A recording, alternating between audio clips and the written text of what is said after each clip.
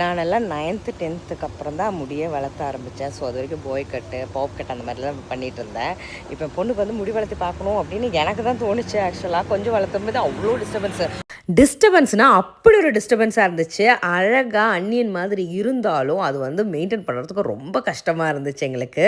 முடி முகத்துக்கு மேலே விழுந்தாலும் எடுத்து விடு அப்படின்னு சொன்னால் எடுத்து விட மாட்டா. கிளிப்ஸு, பேண்ட்ஸு எல்லாமே அழகழகாக வாங்கி வச்சுருக்கோம். ஆனால் ஏதாவது போட்டு விடட்டான்னு கேட்டால் வேணான்னு சொல்லிடுவா.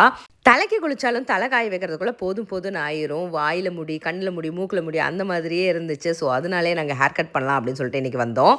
நிமாவோட பழைய ஹேர் கட் தான் பர்ஃபெக்டாக செட் ஆகும். அதனாலே நாங்கள் அதே கட் அடிக்கலாம் அப்படின்னு சொல்லிட்டு பாய் கட் அப்படின்னு சொல்லிட்டு அவளோட பழைய ஃபோட்டோஸ் காமிச்சோம். அப்போ அவங்க சொன்னாங்க இது ஆப்பிள் கட் அப்படின்னு சொன்னாங்க. சரி ஏதோ ஒரு கட்டு எல்லாமே ஷார்ட் பண்ணிடுங்க அப்படின்னு சொல்லிட்டு அழகாக க்யூட்டாக அவங்க கட் பண்ணி விட்டாங்க.